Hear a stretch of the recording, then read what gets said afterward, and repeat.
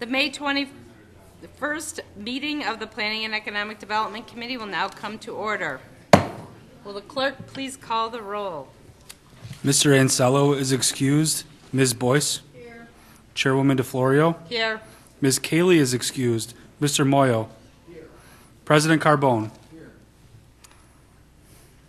Is there anyone signed up for the public forum? There is not.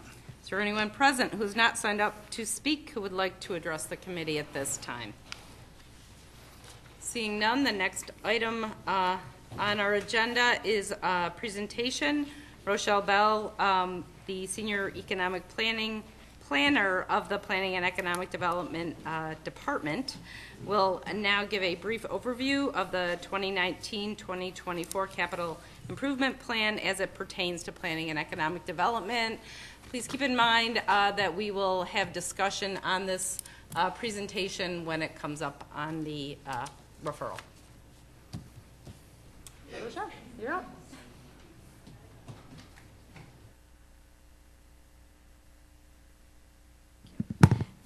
Thank you, Madam Chair.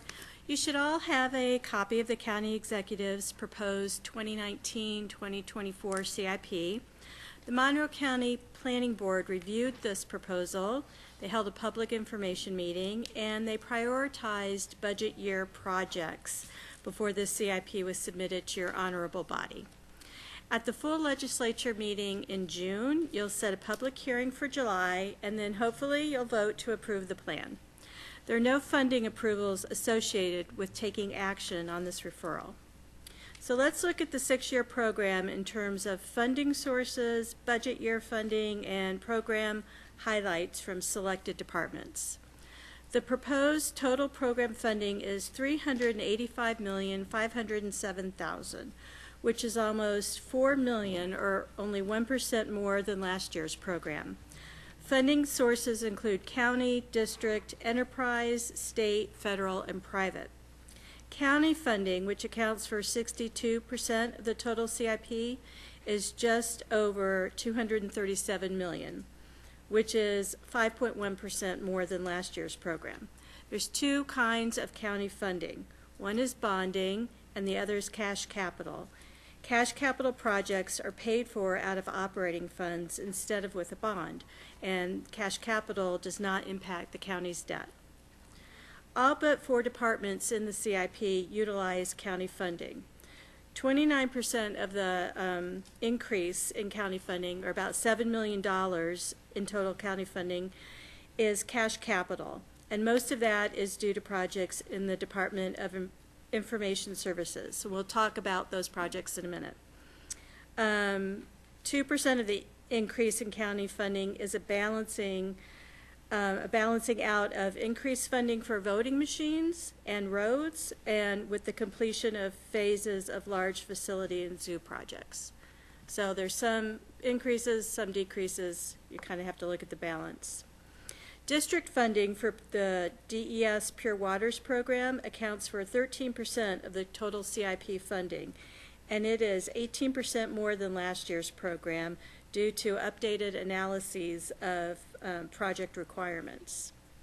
Enterprise funding, which is funding for the hospital, airport, and solid waste, accounts for a total of 7% of CIP funding, and it's down $2.7 million, or almost 10% from last year. Hospital programming went up, but the airport funding, enterprise funding, went down by quite a bit due to the state grant. State funding, which is only 5% of the CIP, is approximately $1 million less than last year, and most of the increase there is due to the airport and DOT. Federal funding for the airport, as well as DOT's highway and bridges projects, is down for both programs. It's approximately $12 million less than last year, which is almost 20%. But federal funding is difficult to anticipate over a 6-year plan. It's the one that fluctuates the most. And finally, there's almost $2 million in private funding in the proposed plan, where a private developer is planning to help pay for part of the East River Road project. So on Table 2 of your CIP, There's a list of 59 capital budget projects that are listed in priority order as determined by the Planning Board. These projects will require approximately $39.7 million in county funding, which is just a little bit more than last year's budget. And then finally, a few highlights from county departments. There's 14 new projects in this CIP. One project is the Board of Elections. It's on page 8 of your CIP book. The federal and state government have indicated that counties may have to buy new voting machines.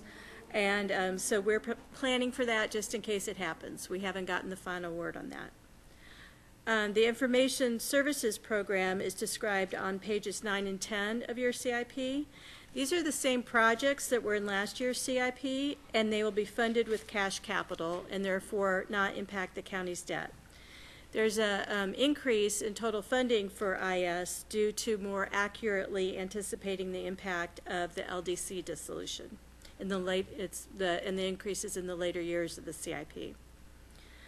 Monroe Community College, their funding plan begins on page 13, and it contains 5 projects that are in last year's CIP, the adopted CIP. Funding was added in 2019 for property preservation, and then increased in the later years for most of the other projects. Note that all of MCC funding is a county-state split, so whatever the county puts in, the state matches. Monroe Community Hospital program begins on page 17 of your CIP. Funding for furnishings and the power plant was adjusted in this year's CIP. The power plant will benefit the hospital as well as 111 Westfall Road and provides a very important redundancy at the hospital in terms of energy source. The airport has a large program, 28 projects, and that begins on page 23 of your CIP. The proposed program is 20% lower than the adopted program, and this is due to the impact of work that was done under the state grant. There's one new project, Airport Safety and Security, and it's introduced in the CIP in 2020, and it involves technology updates as well as new perimeter fence segments. The Department of Environmental Services Pure Waters program begins on page 40 of your CIP. There are 6 projects in Pure Water CIP, and 2 projects, one of them new, is sizable, requires sizable district funding in the early years of the CIP. General improvements to 3 of the 4 Pure Waters districts, so the 3 not including Rochester Pure Waters District, are going to be funded in 2019 with existing allocations, and going forward those will be paid for out of cash capital. 6-year program for parks, including the zoo, is largely the same as last year. Parks follows a general rhythm of doing an update plan and then designing and implementing the recommendations in that plan and then doing another update and following that same pattern. These recommendations usually include accessibility improvements, trail rehabilitation, lighting upgrades, things similar to that. Transportation projects account for 33% of CIP funding, and over half the county funds that are programmed in the CIP go to transportation projects. Highway and Bridges has a large program which begins on page 50. There's two new road projects in that section of the CIP. And the change in the funding schedule and amounts in that funding just reflects changes in understanding of project needs. And also federal funding changes a lot in the outer years, so that program changes a lot from year to year as federal funding becomes more clear. Public Safety Department begins on page 80 of your CIP. There's 5 new projects in public safety. 2 of the projects are in the 2019 capital budget. That's the vehicle replacement and the flatbed truck replacement. There's other new projects, but they're not introduced till 2024. And finally, the Sheriff's Program, which begins on page 87. There's 2 new projects in the Sheriff's Program, and they are replacement of the CBRNE Total Containment Vessel, which is chemical, biological, radioactive, nuclear, and explosives containing that material, should they happen upon them, and upgrading booking stations. And those are scheduled for 2024. I'll be happy to take questions when you get to this item on your agenda. Thank you. Next item on the agenda is the approval of the minutes. You have the February 26, 2018 minutes before you. They will stand approved unless the clerk is notified of any changes by the end of the day. The next item on the agenda is new business. Mr. Clerk. Referral 18-0152, 2018 Annual Action Plan for Housing.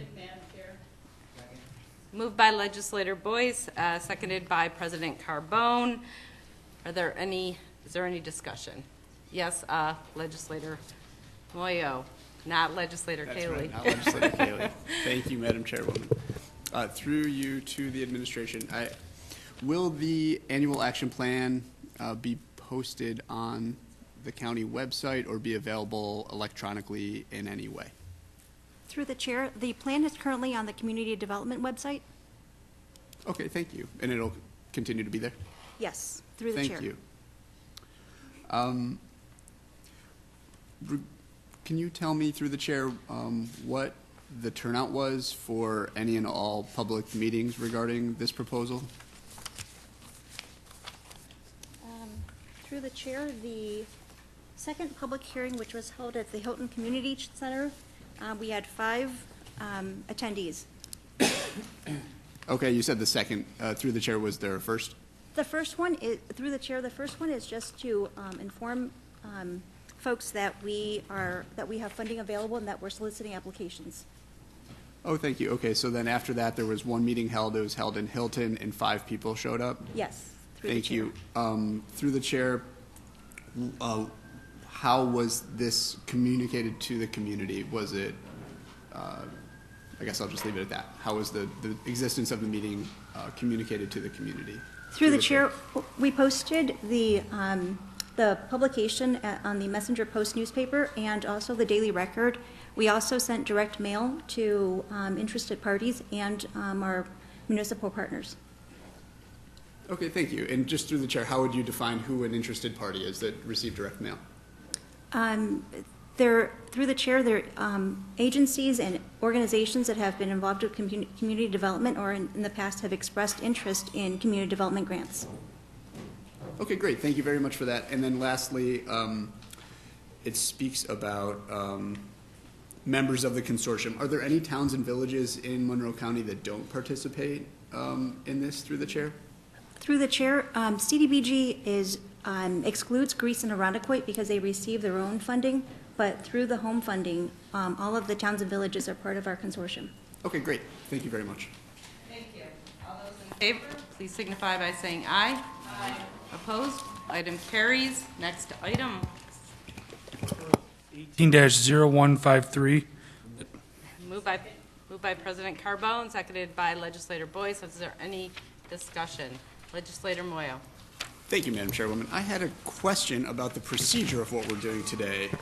Under specific legislative actions on the referral, it says that we're fixing a public hearing. Number 2, that we're directing the clerk of the legislature to publish a legal notice. And then 3, that we are adopting it as submitted in its entirety. Is that correct, or are we submitting it for a public hearing in its entirety? I'm a little confused about what I'd be voting for here. Through the chair. Through you, Madam Chair. So not entirely sure I understand your question, but the public hearing is on the entire CIP, and that's what the vote is about too, as opposed to like the budget part or any individual part of it. Thank you. I guess my question is it possible or not possible that through the hearing, if points are raised, that this might be amended through the chair. I'm trying to find out why we would be approving that here today in this committee and then have it possibly be amended. I'm just trying to find that out. I'm not a criticism anyway. Through the chair, that's true. I mean, there is a chance that something will come up in the public hearing that will cause us to table the vote.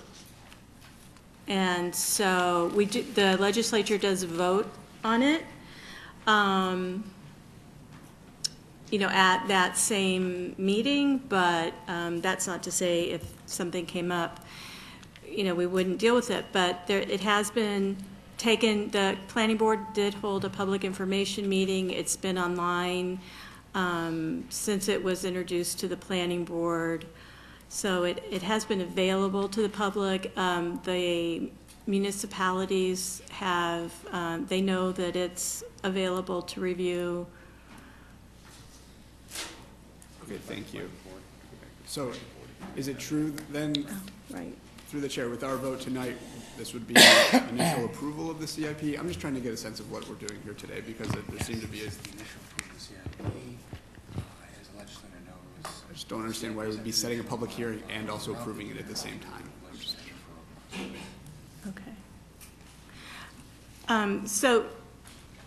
Through you, Madam Chair, this is the first step in approving the CIP.